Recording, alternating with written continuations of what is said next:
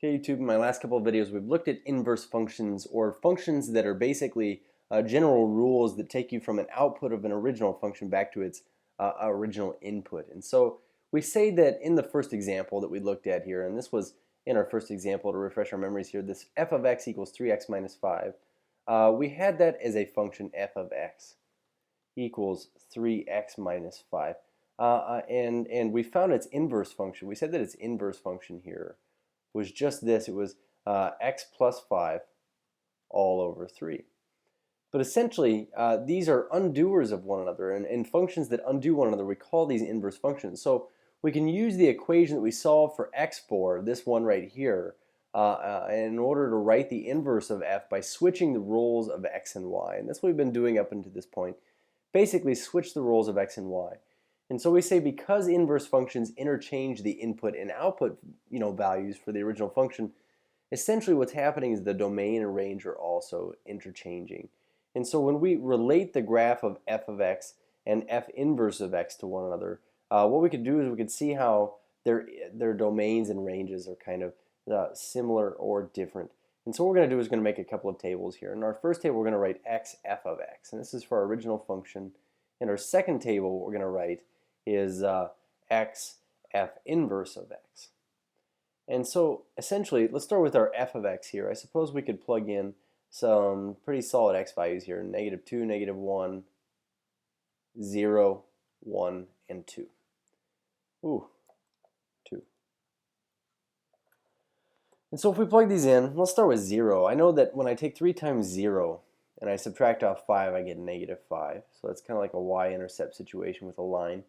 And then we'd also say 1. If we plugged in 1, we get 3 times 1, which is 3 minus 5 is -2. So we get -2. And if we plugged in 2, we get 3 times 2 is 6, and 6 minus 5 is 1. We can see this is going up by 3s this way. We'll go down by 3s going back the other way, -8. And I suppose that we would get down by 3 again, -11.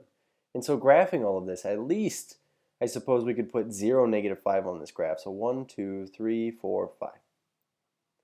We could also put 1 comma -2, which is right here. We could also put 2 comma 1, which is right there. Also -1 comma -8 would be right here. And then this last point would be down here in this general neighborhood. But we could say that this is our function here. I don't want to put those all on one contiguous line here because I always draw it crookedly. We could say that we get this line here that we could even add more points to. That runs this way, and we're saying that this is our function f of x. So we want to ask, what is the graphical relationship between f of x and the graph of f inverse of x? Now, f inverse of x, not as fun to graph on this one. I'll tell you, we could express this as 1/3 x plus 5/3. So at the very least, I could say that this hits just below 2 here. 5/3 is 1 2/3. And then I would say it goes up 1 over 3. So up 1, right 3 would be about right here.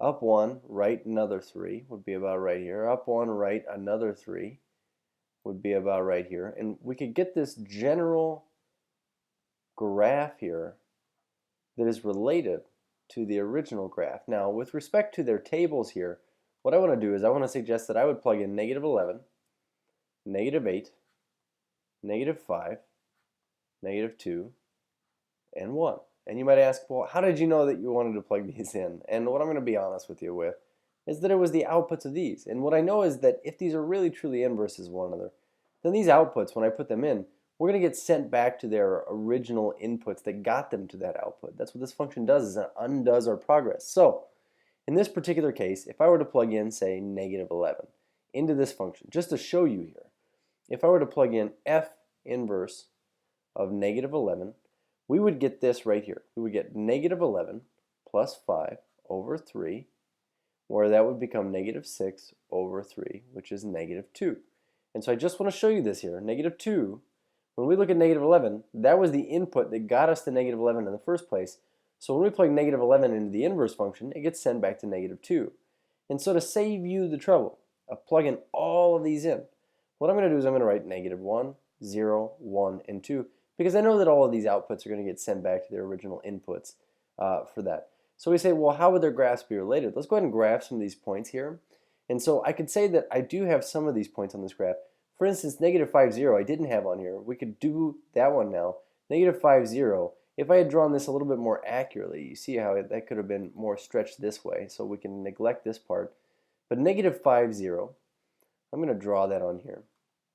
We also have the point 0, negative 5 down here, and I should put this in purple, 0, negative 5. So you can see how those are kind of the x's and y's are switched. But let's see here, negative 2, positive 1. So negative 2, positive 1 would be right here.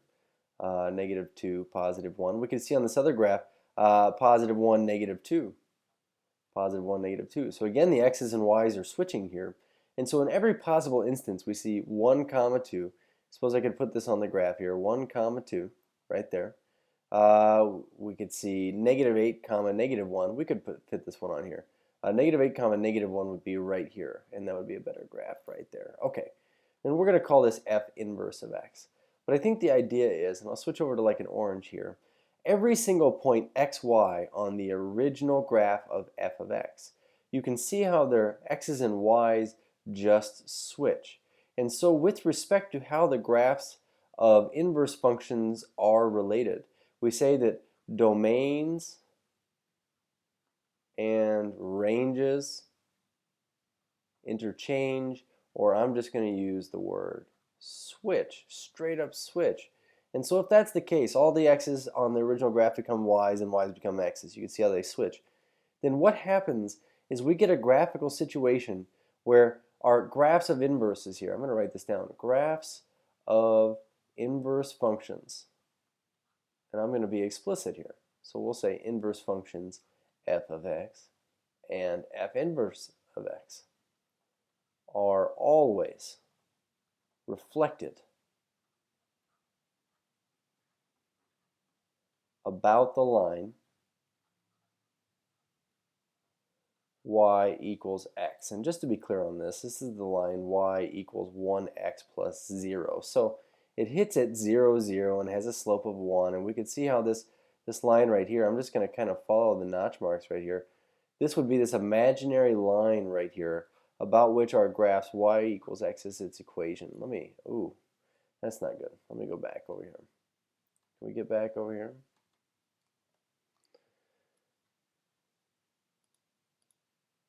Here we go. Okay. This line about which we say this is the line y equals x. I could be a little bit cleaner here. Y equals x. There we go. Basically, this y equals x line, our graphs are reflected about this line. So this is very true for all inverse functions, that their graphs are reflected about the line y equals x, and that's kind of pretty significant here. And so in the next video, we're going to take a look at finding more inverses and graphing inverses, knowing that they're reflected about this line y equals x. Cheers.